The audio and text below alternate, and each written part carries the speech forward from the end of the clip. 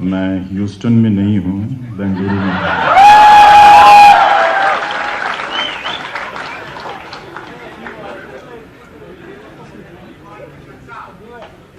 गौरी लंकेश निरंतरा, गौरी लंकेश निरंतरा। ये आज मैंने थोड़ी सी कन्नड़ सीख ली। इंदिरा जी, आपकी बेटी के नाम से पुरस्कार ले रहा हूँ। जिंदगी में कभी कोई गलती हो जाए मुझसे तो मुझे अपना बच्चा समझकर माफ कर दीजिएगा।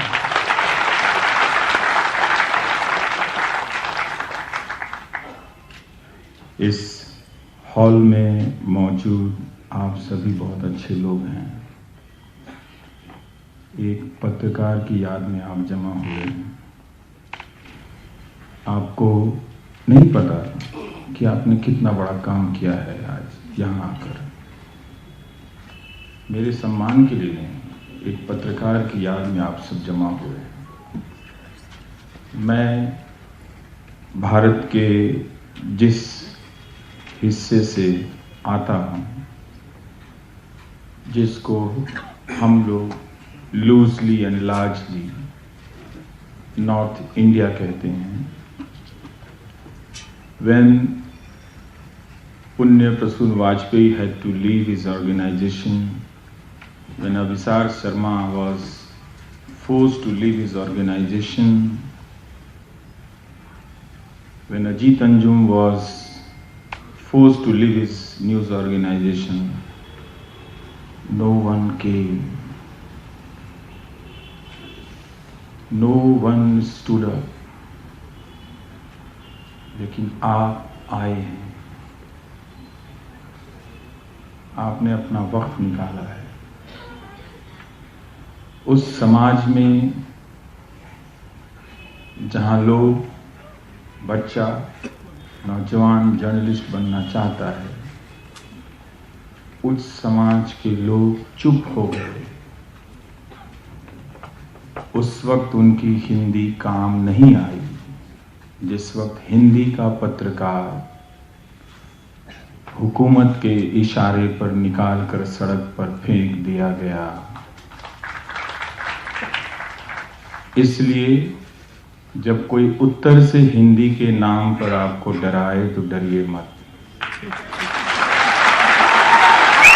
क्योंकि डराने वालों ने, क्योंकि हिंदी के नाम पर बाकी हिंदुस्तान को डराने वालों ने हिंदी को बुज़दिल बना दिया है। वो सिर्फ हिंदी बोलने वाले को डराना चाहते हैं, और चूंकि वो हिंदी बोलने वाले को डरा चुके हैं, इसलिए उन्हें लगता है कि वो कन्नड़ बोलने वाले को, तेलुगु बोलने वाले को, मलयाली बोलने वाले को भी डरा सकते हैं। उनका हौसला बढ़ गया है। इसलिए आपको हिंदी को लेकर ऊंची होती आवाज से डरना नहीं है, बल्कि आपको उस हिंदी के लिए कंपैशन होनी चाहिए, करुणा होनी चाहिए, जिसके बोलने वाले नेताओं ने उसकी जनता का हाल बहुत बुरा कर रखा है। उसके पास हिंदी के लोगों को हिंदी में बताने के लिए कुछ भी नहीं है,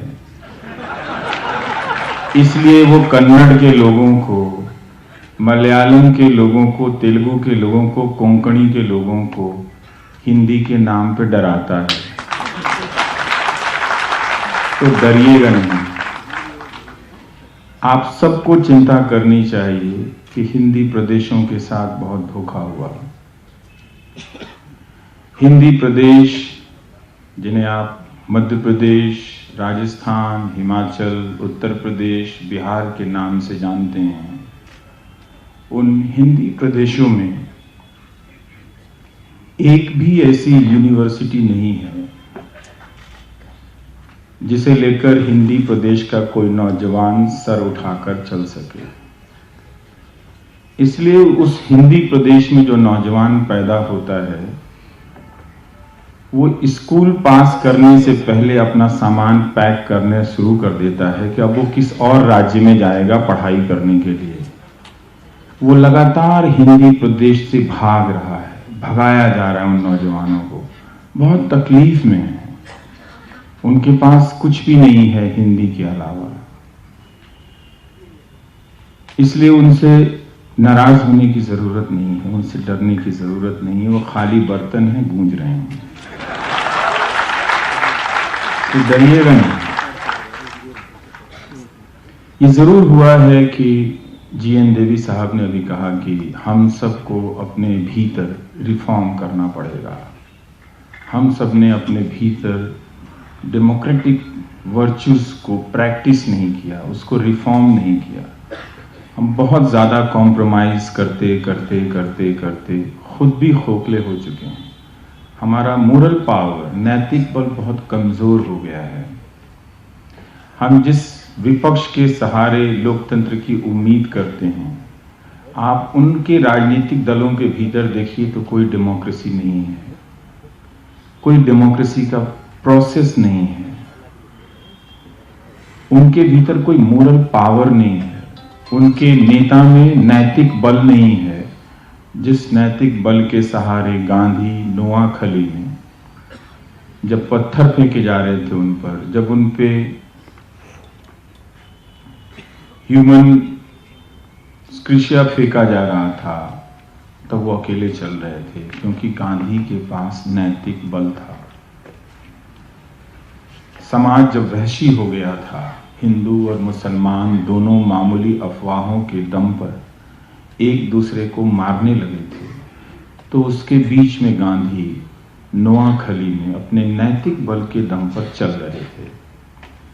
जहां मुसलमान हिंदू को मार रहे थे और फिर वो बिहार आते हैं जहां हिंदू मुसलमान को मार रहे थे, और उस दौर में गांधी ये कहने की हिम्मत रखते हैं कि मैं हिंदू हूं, मैं सिख हूं, मैं पारसी हूं, मैं मुसलमान भी हूं।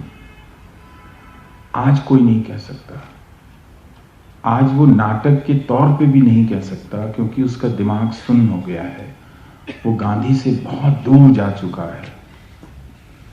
उसके भीतर अनैतिकताएं, इमोरलिटी इतनी ज्यादा जमा हो गई हैं कि वो अब आपको कोई राजनीतिक विकल्प, लोकतांत्रिक सोच नहीं दे सकता है। इसलिए विकल्प अगर आना है तो आपके भीतर से आएगा, वरना नहीं आएगा। आपको अपने भीतर लीडर पैदा करना पड़ेगा।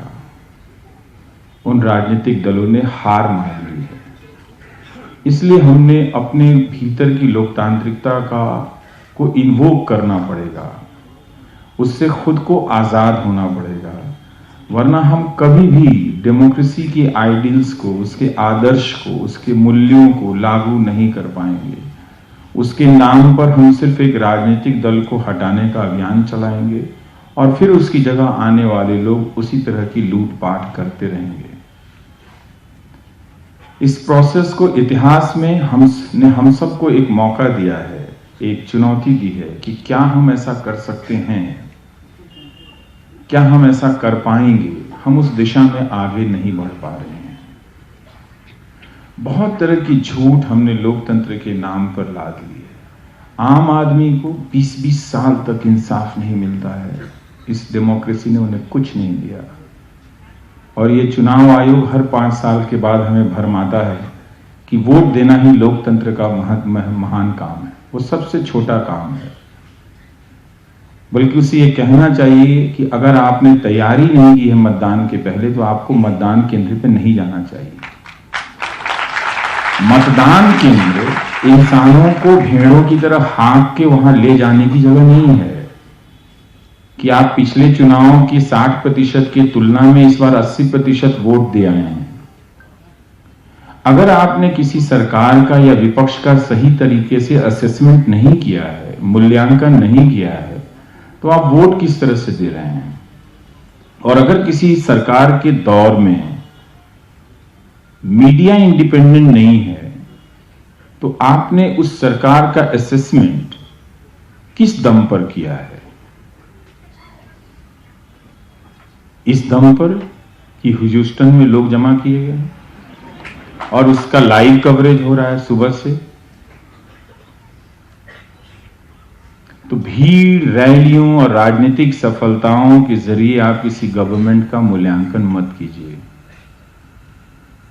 आप देखिए कि आपकी आवाज उठाने की जो जगह है वो मीडिया है, वो सड़क है, और मीडिया के सारे दरवाजे आपके लिए बंद कर दिए गए हैं। और ये सिर्फ हिंदी में नहीं हुआ, हिंदी के अलावा दूसरी भाषाओं में भी हुआ है, हो चुका है। टेलीविजन को आप देखिए तो जिस तरह का एंकर जिस तरह की भाषा का इस्तेमाल कर रहा है, उसी को अगर एग्जाम्पल माने तो भारत का लोकतंत्र करीब करीब समाप्त होने की स्थिति में पहुंच गया है। अगर आप सिर्फ टेलीविजन चैनल के एंकरों की भाषा को अगर आप एक सैंपल के तौर पे लें, उसमें डिसेंट के वॉइस को एनिमी लिखा जाता है।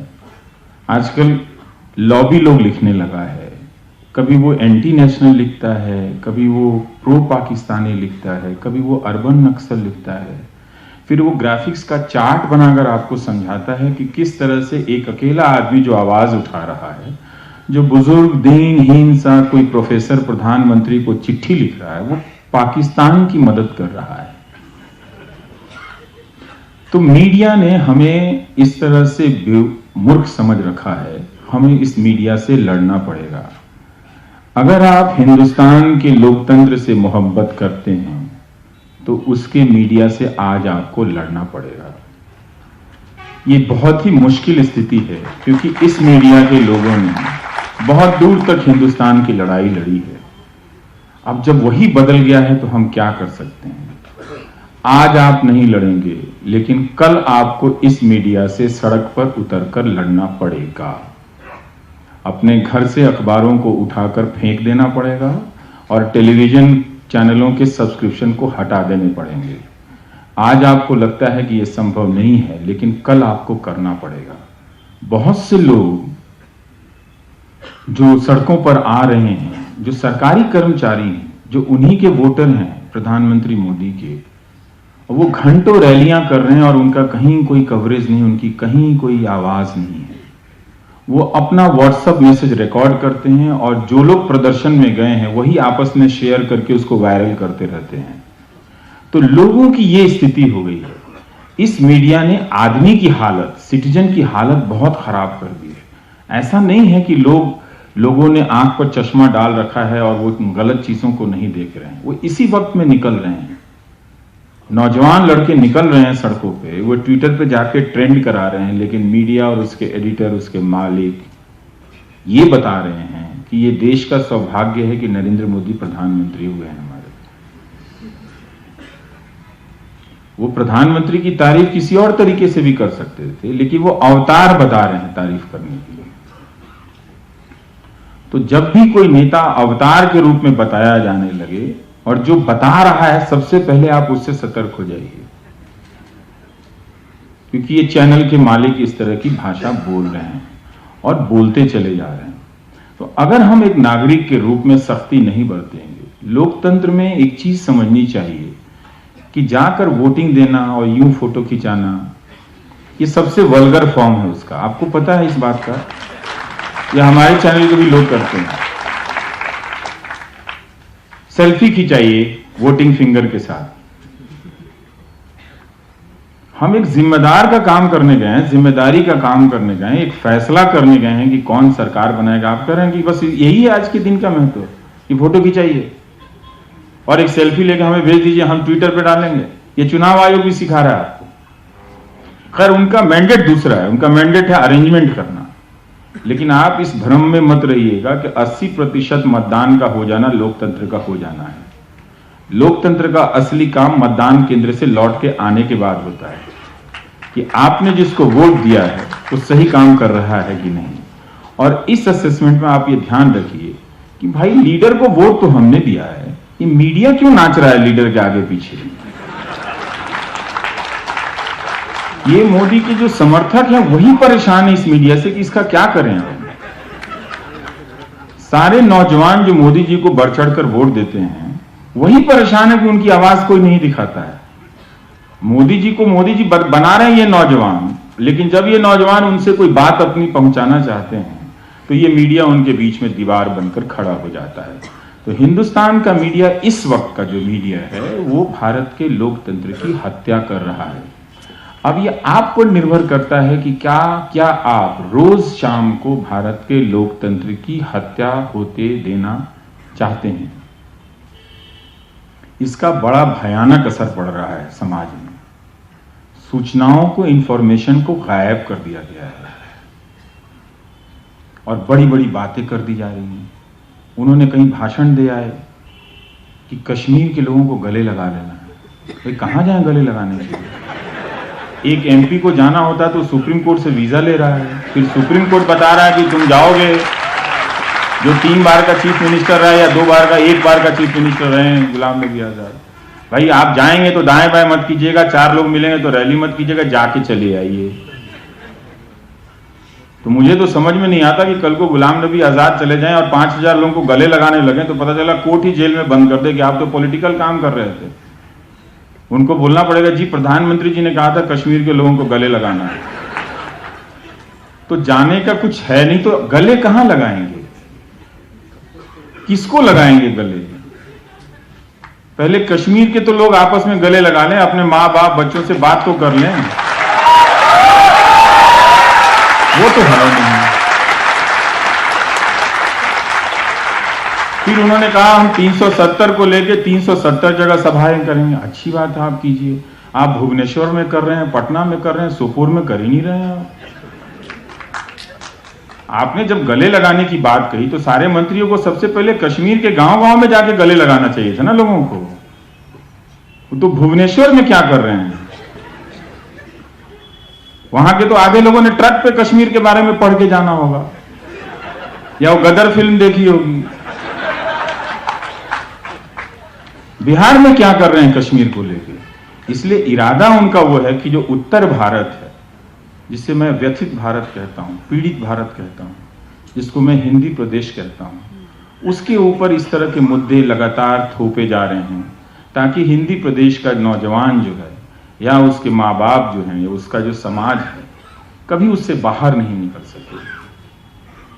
ये सब हिंदी प्रदेश की आकांक्षाओं को, एस्पिरेशंस को खत्म करने के लिए किया जा रहा है। अभी अक्टूबर से राम मंदिर का ड्रामा चलेगा, टीवी पे शुरू हो चुका है, रोज टीवी पे उसको लेके डिबेट होता रहता है, रोज चल रहा है डिबेट। तो क्या फैसला किया है मीडिया ने? क्या वो तब तक कोशिश करेगा कि हिंदू और मुसलमान दोनों आमने सामने खड़े हो जाएं? जला देना चाहता है इस देश को और आप जल जाना चाहते हैं। इसलिए ये सारा कुछ हिंदी प्रदेश के लिए किया गया, समझिए इस बात को। वरना 370 को लेकर अगर सभा करनी थी तो सबसे पहले श्रीनगर में करते, किश्तवाड़ में जाके कर लेते, बाबा अमरनाथ के साए में कर लेते, वैष्णो देवी की माता वैष्णो देवी के साए में कर लेते, पर वहां नहीं कर रहे हैं। लेकिन आपको बता रहे हैं हमें कश्मीर के लोगों को गले लगाना है और कश्मीर को स्वर्ग बनाना है। आप कमाल है। आज आप स्वर्ग बना रहे हैं, कल कहेंगे हम राम भी बना देंगे, हम विष्णु भी बना देंगे, हम ब्रह्मा भी बना देंगे, स्वर्ग की रचना आप कर देंगे। यार कमाल है। तो ये यूपी बिहार को भी स्वर्ग बना दीजिए, कम से कम सेमी स्वर्ग बना दीजिए, इफ नॉट फुल स्वर्ग। Please make my UP and Bihar to a semi स्वर्ग।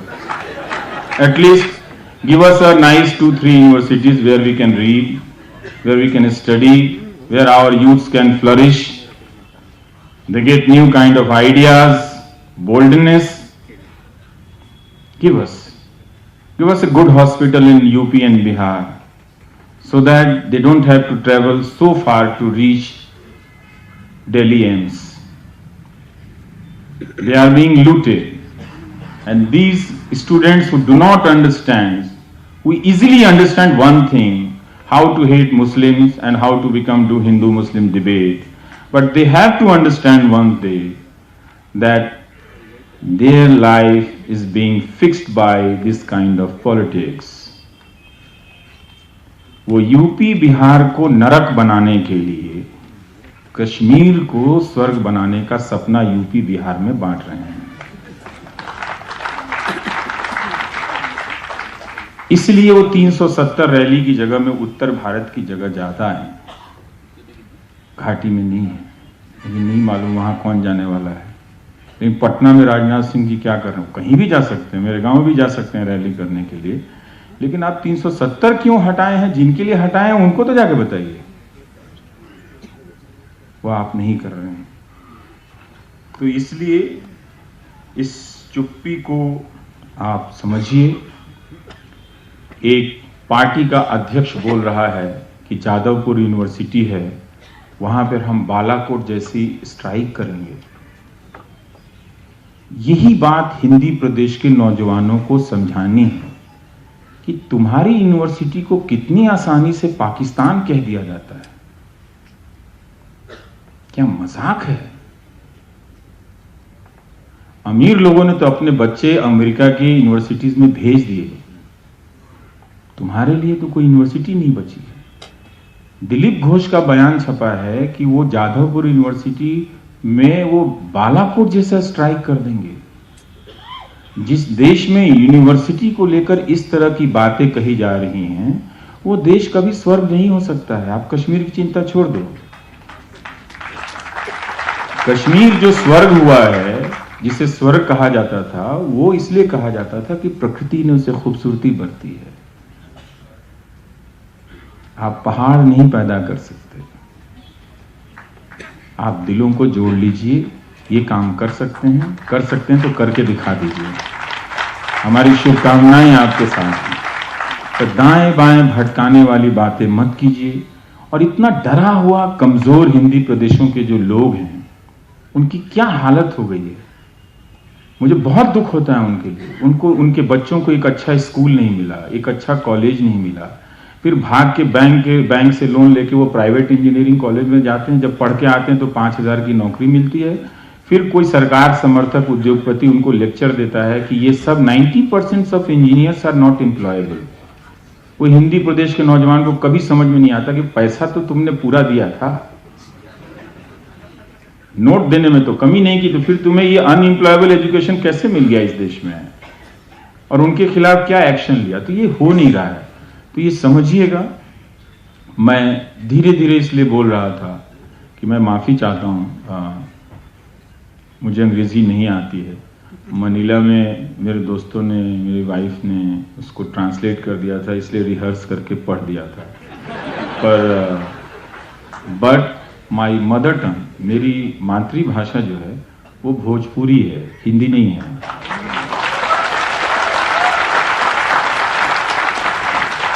मैं भोजपुरी का हूं। हिंदी मैंने अंग्रेजी के रिप्लेसमेंट में सीखी थी। दिल्ली पहुंचा तो पता चला अंग्रेजी तो कोई और निकली, तब तक बहुत लेट हो चुका था। और मैं अंग्रेजी उस तरह से नहीं सीख पाया कि आप लोगों के बीच आकर जो मैं कहना चाहता हूं वो ठीक ठीक कह सकूं। इसलिए अगर आप मेरी बात को नहीं समझ पा रहे हैं तो मैं माफी चाहूंगा। और भोजपुरी मेरी मातृभाषा है, इसमें कोई बहुत खुश हूं मैं इससे कि मैं एक जिंदा दिल मेहनत कश लोगों की भाषा समाज से आता हूं, जो देश के किसी भी हिस्से में जाकर मजदूरी कराते हैं। केरल में भी, कश्मीर में भी हमारे बिहार के लोग मजदूरी करते हुए मिल जाएंगे और भोजपुरी बोलते हुए चले आएंगे। तो उस भाषा से आते हैं जो अपनी मजदूरी करने की प्रक्रिया में पूरे देश को अपना समझता है। वो जाता है तो भोजपुरी को थोपने नहीं जाता। कभी आप नहीं सुनेंगे भोजपुरी वाले को कि सारे देश की भाषा भोजपुरी हो, नहीं बोलते, क्योंकि वो उसकी फितरत अलग है। इत्तेफाकन है, इत्तेफाक की बात है। मैं कन्नड़ में भी पैदा हो सकता तो आज मैं आप लोगों की सारी बातें सुनता, दुर्गेस्वामी जी की सारी बातें सुनता और तालियां मैं भी बजाता। लेकिन क्या कमाल की बात है, आज की शाम कितनी अच्छी है कि 2 साल पुराना ट्रस्ट है और 102 साल के इसके अध्यक्ष हैं जिन्होंने मुझे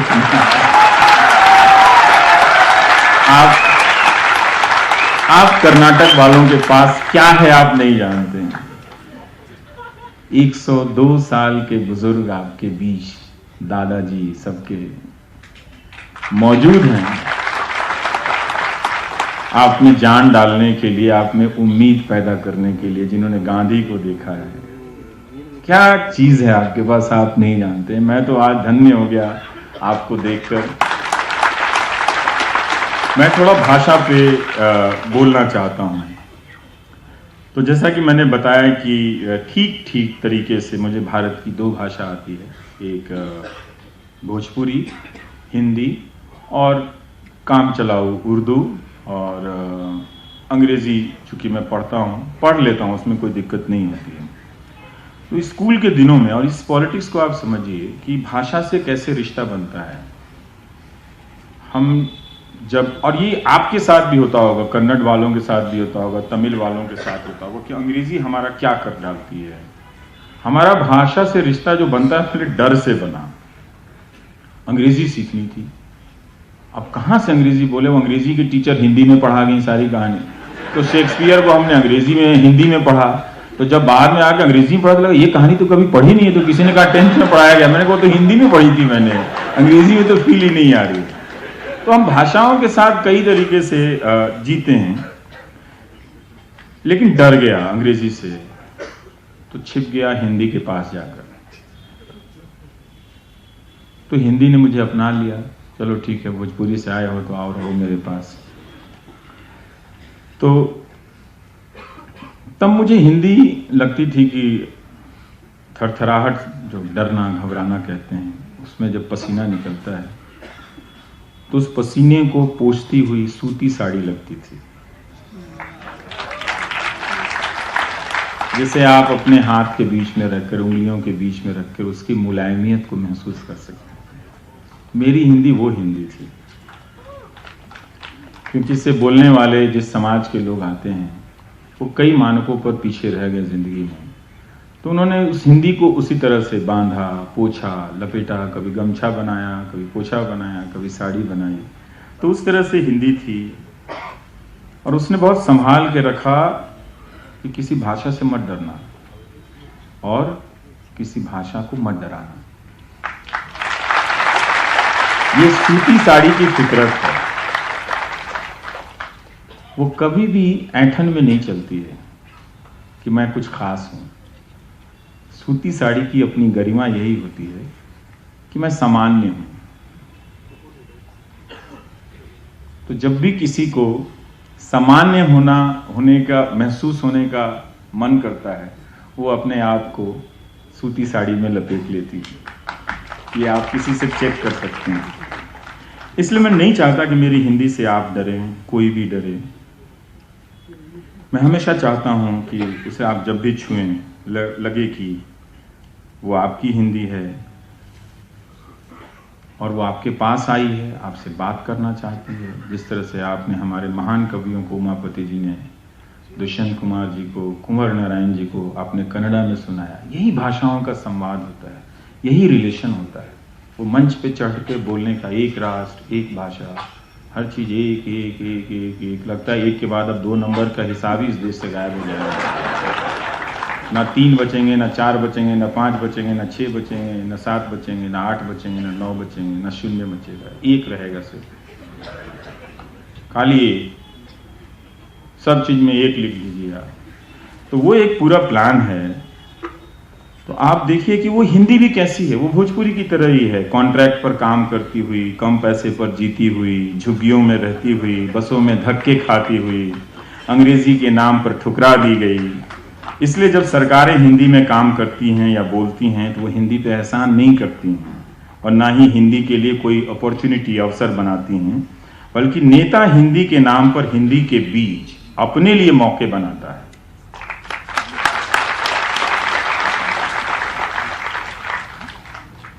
हिंदी को पता है कि नया नया जो नेता आया है शहर में वो पुराने की तरह ही है। उसके कमरे के बाहर नेम प्लेट हिंदी में हो जाने से हिंदी सरकार नहीं हो जाती है, वो अभी भी गवर्नमेंट है, वन नेशन। आज भी हिंदी प्रदेशों के नौजवानों को हिंदी के नाम पर सेकेंड क्लास स्कूल मिले, कॉलेज मिले, उन्हें नॉलेज से दूर रखा गया और हिंदी की जनता को हिंदी के नाम पर कुछ मिला नहीं। इस कारण करोड़ों की संख्या में हिंदी प्रदेश के नौजवान अपनी जिंदगी बचाने के लिए दूसरे राज्य भागे, दूसरे देश गए, मनीला तक पहुंच गए बिहार के लड़के वहां मेडिकल करने के लिए। क्योंकि जब हिंदी के नाम पर बोलने वाली सरकारों के दफ्तर में वो जाते हैं तो उन्हें वहां हिंदी हंटर की तरह नजर आती है। कलेक्टर अपनी ऐठन में बैठा है, मंत्री अपने ऐठन में बैठा है, और जो आम लोग हैं हिंदी बोलने वाले वो पटना की सड़कों पर, लखनऊ की सड़कों पर लाठियां खा रहे हैं। जाते हैं अपनी नौकरी मांगने के लिए तो उन्हें दुत्कार दिया जाता है, जैसे अंग्रेजी बोलने वाला साहब दुत्कारता था। इसलिए मैं कहता हूं कि मेरी हिंदी प्रधानमंत्री की हिंदी नहीं है और गृह मंत्री की भी हिंदी नहीं है। कुर्सी पर बैठते ही हिंदी अंग्रेजी की तरह बोलने लगती है। वो हमेशा प्रभाव, इन्फ्लुएंस ना होने की कुंठा से ग्रसित है। उसको कॉम्प्लेक्स है कि हिंदी का प्रभाव क्यों नहीं है, चारों तरफ है, लेकिन फिर भी वो अपने कॉम्प्लेक्स से कभी बाहर नहीं आ सका नेता। तो उसको लगता है कि हिंदी का प्रभाव होना चाहिए, मगर हिंदी का आम आदमी जो है वो हिंदी के प्रभाव से नहीं, वो हिंदी के प्रभाव से नहीं, हिंदी के अभाव से जूझ रहा है। तो हिंदी का अभाव क्या है? यही कि हिंदी में कोई अवसर नहीं, कोई अच्छा स्कूल नहीं है। अब मैं कह दूंगा शिवराज सिंह चौहान जी को कि आपने अटल बिहारी वाजपेयी जी के नाम पे हिंदी यूनिवर्सिटी बनाई, उसकी हालत इतनी खराब क्यों है? बुरा मान जाएंगे, इंग्लिश बोलने लगेंगे फिर। तो मैं नहीं चाहता। भोपाल में पता कीजिएगा, मैं आ रहा हूं उस पे, थोड़ा सा मुझे, अब आप लोगों ने इतनी देर बैठा तो 5 मिनट और सुनिए।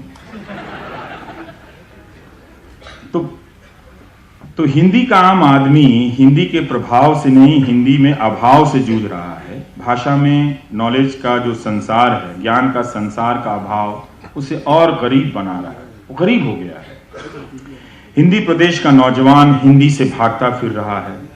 हिंदी के नाम पर ललकारने वाले, आपको चैलेंज करने वाले नेता नहीं बताते हैं कि क्यों यूपीएससी में हिंदी भाषी छात्रों की संख्या कम होने लगी है। बेसिक सवाल पूछ दो तो हिंदी में टेलीविजन में हिंदी चैनल, हिंदी को लेकर जो डिबेट हो रहा है कल ही बंद हो जाएंगे। किसी ने नहीं पूछा कि बताओ फिर कि हिंदी बोलने वाले यूपीएससी में आईएएस बनने वालों की संख्या क्यों कम हो गई। नहीं बताएंगे, लेकिन दक्षिण को डराएंगे। और जब दक्षिण ने डरने से इनकार कर दिया तो सफाई देने लगे, नहीं नहीं आप कोई भी भाषा रख लीजिए। तो बोले ही क्यों पहले? आप नहीं बोलना था। जब भाषा की बात समझ में नहीं आती तो नहीं बोलना था ना, जो बात आप समझ में आती है वही बात बोलिए फिर। तो हिंदी के नाम पर ललकार पैदा करे। जिन प्रदेशों में 15 साल तक राज करते रहे, मैं बीजेपी के लिए भी कर रहा हूं, कांग्रेस ने भी खराब किया पूरे उन इलाकों में एजुकेशन सिस्टम को, पब्लिक सिस्टम को, और बीजेपी ने जहां 15-15 साल राज किया वहां भी वो हिंदी के लिए क्या गुजर गए वो कुछ बता नहीं सकते हैं। वहां हिंदी कितनी बेहतर हुई और हिंदी के नाम पर खोली गई यूनिवर्सिटी क्यों 3rd क्लास। साउथ और पूरब, दक्षिण और पूरब को हिंदी के नाम पर धमकाने से अच्छा है कि सरकार बताए कि उसने हिंदी के लिए इन 5 सालों में क्या किया और अपने राज्यों में 15 सालों में क्या किया, जिससे हिंदी बोलने वाली जनता हिंदी में अपने आप को एक्सपेंड कर सके, विस्तार कर सके। तो वो ठगी जा रही है। तो हो सकता है कि आपके कन्नड़ में भी यही हाल हो कि शिमोगा में या अन्य धारवाड़ में जो कॉलेजेस हैं, जो हॉस्पिटल्स हैं, उनकी स्थिति हिंदी की तरह ही खराब हो। तो हमें पहले सिस्टम की भाषा ठीक करनी है, फिर अपनी अपनी भाषा की लड़ाई लड़ेंगे। हम सब अपनी अपनी भाषा में डेमोक्रेसी, अपने एस्पिरेशन सब हार चुके हैं, हारे हुए लोग हैं। तो चंद लोगों के प्रभाव की महत्वाकांक्षा से ज्यादा जरूरी है अभाव पर बात करना। उनकी हिंदी में जो लोग हिंदी की बात करें, बहुत झूठ है, बहुत हिंसा है। आप गांधी जी को हिंदी बोलते हुए कभी सुनिए, कोई नाटकीयता नहीं है। कितना साधारण आदमी है वो। अपनी भाषा में जितना आप साधारण होंगे वो भाषा उतनी ही आपकी जुबान से सुंदर और महान बनकर निकलेगी। आप उस भाषा से अहंकार मत झाड़िए। किसी को कम बताने के लिए भाषा का इस्तेमाल मत कीजिए, जो कई लोग अंग्रेजी का इस्तेमाल करते हैं। Howdy, how do you do Bengaluru. तो मैं ऐसे लोगों की हिंदी से दूर रहता हूं, आप भी दूर रहिए। उस हिंदी के करीब रहता हूं जो केदारनाथ सिंह की हिंदी है, जो कुंवर नारायण की हिंदी है, बाबा नागार्जुन की हिंदी है, राही मासूम रजा की हिंदी है, निर्मल वर्मा की हिंदी है, कृष्णा सोबती की हिंदी है, महादेवी वर्मा की हिंदी है, ओम प्रकाश वाल्मीकि की हिंदी है। इनकी हिंदी में हिंदी आपको रुई के फाहे की तरह नजर आएगी। हुक्मरानों की हिंदी उनकी जुबान से उतरते ही लाठी हो जाती है। चलो चलो सबको हिंदी बोलना है, अदरवाइज इंडिया एक नहीं होगा।